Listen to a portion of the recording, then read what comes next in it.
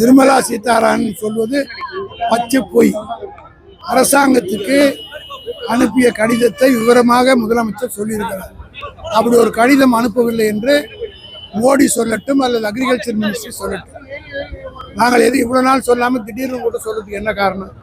அப்படி ஒரு தாக்கீது வந்த காரணத்தினால் அதை எடுத்து சொல்ல வேண்டிய கட்டாயத்துக்கு நம்ம சொல்லணுமே தவிர வேற ஒன்றும் இல்லை. விஜய் தனித்து போட்டியிட வச்சது பாஜக தான் சொல்லி திருமாவளவன் சொல்லியிருக்காரு.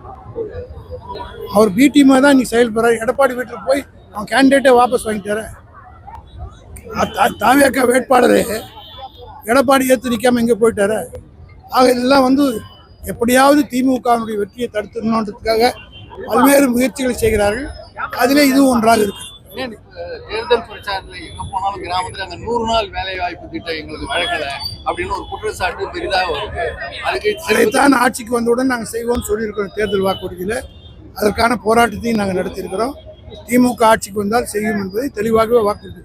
5 லட்சம் கையொப்பமோட இருக்கிற மனுவுடன் தனியா 1 மணி நேரம் விவாதம் இப்போ சட்டமன்றத்தில் விஜய்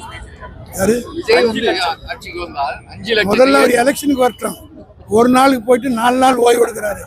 73 வயதிலே தளபதி மு.க. ஸ்டாலின் கொளுத்துகிற வெயிலில் இந்த தொகுதி வேட்பாளர் கூட 11 மணி நேரம் நின்று தொடர்ந்து சுந்தர் அவர்கள் ஓட்டு கேட்கறதா சொன்னாங்க.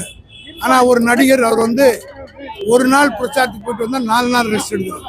இவங்ககிட்ட நாடு கொடுத்தா என்ன ஆகுன்றத நீங்களே கருத்து கணிப்புல எல்லா கருத்து கணிப்புல திமுக 170 இடங்கள் தான் 60 அப்படின்னு எல்லா கருத்து கணிப்பு. நம்மளோட இலக்கு 200 போது அதனுடைய லேக் ஆஃப் இன்னும் இருக்கிற 10 நாள்ல அந்த முயற்சி செய்து தொடர்ந்து திமுகவிலிருந்து சாக்கடை மாதிரி பிரச்சாரத்தை மேற்கொள்றான்னு சொல்லி எடப்பாடி விமர்சனம் பண்ணியிருக்காரு. சாக்கடை யாரு? செத்து போனோன்னு சொன்னது சாக்கடையா? அவர் வாழ்க வளமுடன் வாழ்த்துற நாங்க சாக்கடையான்றதை நீங்க தான் சொல்லணும். நிர்மலா சீதாராமன் சொல்வது பச்சை பொய். அரசாங்கத்துக்கு அனுப்பிய கடிதத்தை விவரமாக முதலமைச்சர் சொல்லியிருக்கிறார். அப்படி ஒரு கடிதம் அனுப்பவில்லை என்று மோடி சொல்லட்டும் அல்லது அக்ரிகல்ச்சர் மினிஸ்ட்ரி சொல்லட்டும். நாங்கள் எது இவ்வளவு நாள் சொல்லாமல் திடீர்னு கூட சொல்றதுக்கு என்ன காரணம்? அப்படி ஒரு தாக்கீது வந்த காரணத்தினால் அதை எடுத்து சொல்ல வேண்டிய கட்டாயத்துக்கு நம்ம சொல்லணுமே தவிர வேற ஒன்றும் இல்லை. விஜய் தனித்து போட்டியிட வச்சது பாஜக தான் சொல்லி திருமாவளவன் சொல்லியிருக்காரு. அவர் பி டீமா தான் நீ செயல்படுறாரு. எடப்பாடி வீட்டுக்கு போய் அவன் கேண்டிடேட்டை வாபஸ் வாங்கிட்டார. தாவேக்கா வேட்பாளரே எடப்பாடி ஏற்று நிற்காம எங்கே போயிட்டாரு. ஆக இதெல்லாம் எப்படியாவது திமுகவினுடைய வெற்றியை தடுத்துடணுன்றதுக்காக பல்வேறு முயற்சிகளை செய்கிறார்கள். அதிலே இதுவும் ஒன்றாக இருக்கு. தேர்தல் பிரச்சாரத்தில் எங்க போனாலும் கிராமத்துல அந்த 100 நாள் வேலை வாய்ப்பு திட்டம் எங்களுக்கு வழங்கல அப்படின்னு ஒரு குற்றச்சாட்டு பெரிதாக வருது. அதுக்கு இதைத்தான் ஆட்சிக்கு வந்தவுடன் நாங்கள் செய்வோம்னு சொல்லியிருக்கிறோம். தேர்தல் வாக்குறுதியில் அதற்கான போராட்டத்தையும் நாங்கள் நடத்தியிருக்கிறோம். திமுக ஆட்சிக்கு வந்தால் செய்யும் என்பதை தெளிவாகவே வாக்குறுதி.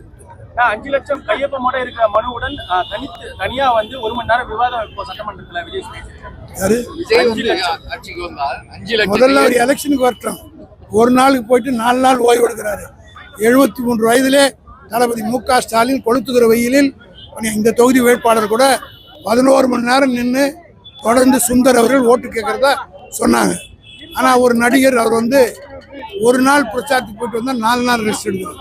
இவங்ககிட்ட நாடு கொடுத்தா என்ன ஆகுன்றத நீங்களே கருத்து கணிப்புல எல்லா கருத்து கணிப்புல திமுக 170 இடங்கள் தான் 60 அப்படின்னு எல்லா கருத்து கணிப்பு. நம்மளோட இலக்கு 200 போது அதனுடைய லேக் ஆஃப் இன்னும் இருக்கிற 10 நாள்ல அந்த முயற்சி செய்து தொடர்ந்து திமுகவிலிருந்து சாக்கடை மாதிரி பிரச்சாரத்தை மேற்கொள்றான்னு சொல்லி எடப்பாடி விமர்சனம் பண்ணியிருக்காரு. சாக்கடை யாரு? செத்து போனோன்னு சொன்னது சாக்கடையா? அவர் வாழ்க வளமுடன் வாழ்த்துற நாங்க சாக்கடையான்றதை நீங்க தான் சொல்லணும்.